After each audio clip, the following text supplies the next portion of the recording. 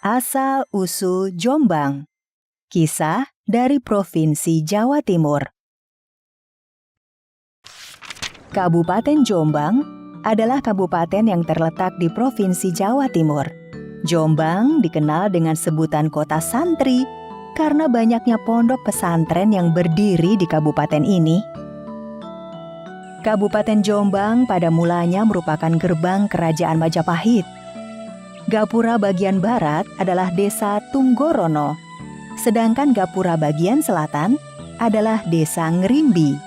Pada logo Kabupaten Jombang, selain terdapat gerbang, juga didasari warna merah dan hijau. Disebut-sebut, dua warna inilah yang menjadi asal-muasal nama Jombang. Konon, nama Jombang tidak lepas dari sosok Kebo Kicak dan Surontano. Kebo Kicak semula bernama Joko Tulus. Ia adalah anak dari Ibu Wandan Wanguri di Dusun Karangkejambon, Jombang. Suatu ketika, Joko Tulus muda ingin memiliki wilayah kekuasaan. Ia menyampaikan niatnya pada sang ibu. Namun niatnya tidak direstui oleh ibunya. Meski dilarang, Joko Tulus tetap melanggar larangan ibunya tersebut. Setelah melanggar perintah ibunya, Joko Tulus semakin menjadi-jadi. Tingkah lakunya semakin tidak terkontrol dan tanpa aturan. Cara jalan Joko Tulus juga terpincang-pincang. Karena sikapnya itu, ia pun dijuluki Kebo Kicak. Menyadari keadaannya, Kebo Kicak lantas mengembara untuk berguru kepada kiai-kiai sakti, di antaranya berguru di Banyuwarang dan di Padepokan Sumoyono, Desa Cukir, Kecamatan Diwek, Kabupaten Jombang.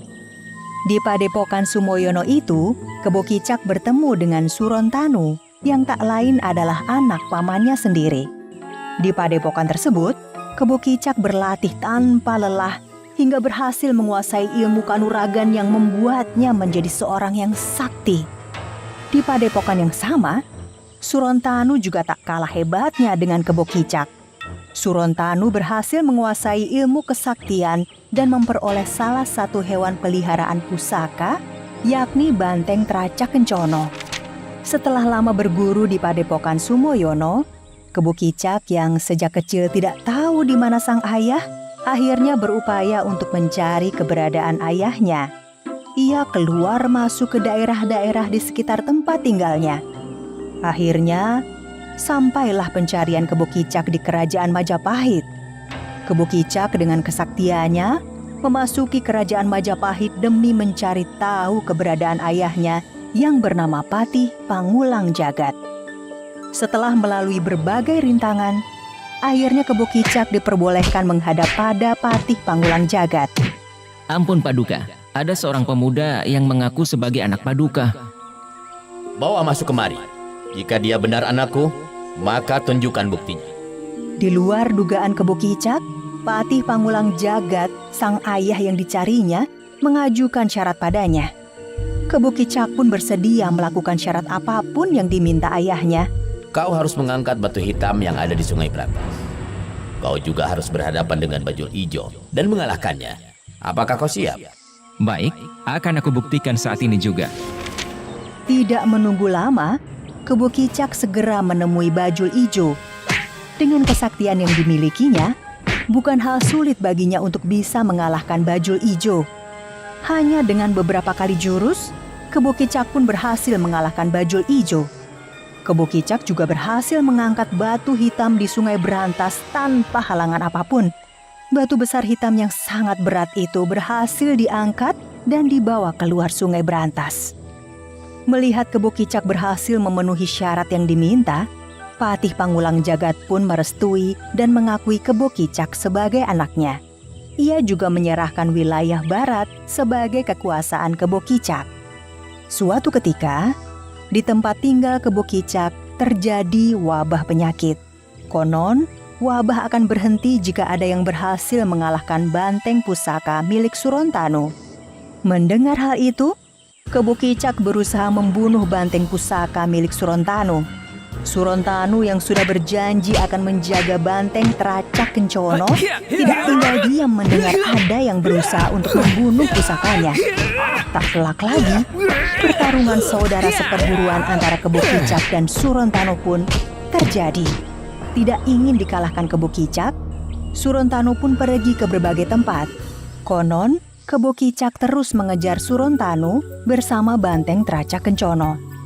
Di daerah Parimono, Surontanu lari bersama bantengnya ke arah sawah yang kala itu penuh tanaman padi, sehingga tanaman padi yang menghampar pun rusak. Kebo Kicak yang menyaksikan pelarian Surontanu hanya geleng-geleng kepala.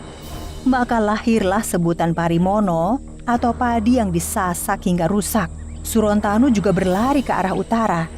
Ia menemukan sebuah rumah beratap jerami dan alang-alang yang di dalamnya terdapat pemandian kerbau. Sementara Kebo Kicak tetap mencari Surontanu dimanapun berada. Dalam pengejaran itu, Kebo Kicak kelelahan dan beristirahat di bawah pohon beringin raksasa hingga tertidur. Setelah merasa cukup beristirahat, Kebo Kicak segera bangun dan melanjutkan pencarian Surontanu. Lama dalam perjalanan, Kebo Kicak dan Surontanu pun bertemu. Mereka kembali bertarung dengan mengeluarkan segala kesaktiannya hingga muncul kilatan cahaya hijau dan abang atau cahaya hijau dan merah di atas langit.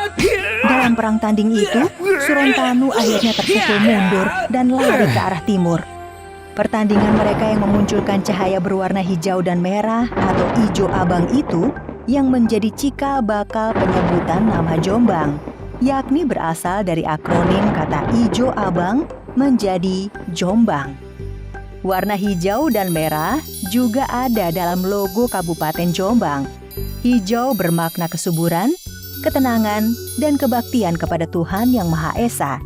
Sedangkan warna merah berarti keberanian, dinamis, dan kritis. Dari beberapa titik lokasi pertarungan Kebo Kicak dan Surontanu juga menjadi asal-usul sejumlah daerah di Kabupaten Jombang, seperti nama daerah Parimono. Hingga kini, nama Jombang selalu dikaitkan dengan Kebo Kicak dan Surontanu.